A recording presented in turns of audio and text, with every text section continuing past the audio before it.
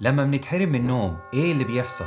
الهرمونات بتتلخبط. اول حاجة الكورتيزول هرمون التوتر بيزيد بنسبة 30% مع قلة النوم، وده بيسبب توتر وقلق وزيادة في دهون البطن. تاني حاجة الجريلين والليبتين اللي هي الهرمونات الجوع. قلة النوم بتسبب الجريلين اعلى، يعني بتجوع اكتر، والليبتين بيقل، يعني بتشبع اقل، وبالتالي بيحصل زيادة في الوزن.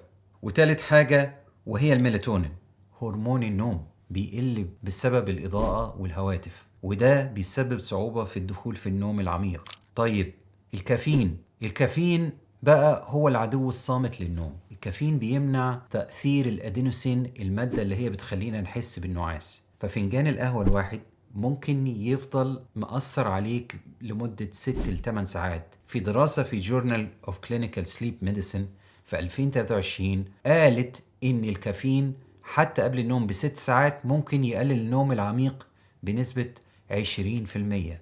الكافيين مش بس القهوة، ده موجود كمان في الشاي وفي المشروبات الغازية، مشروبات الطاقة، وحتى في بعض المسكنات.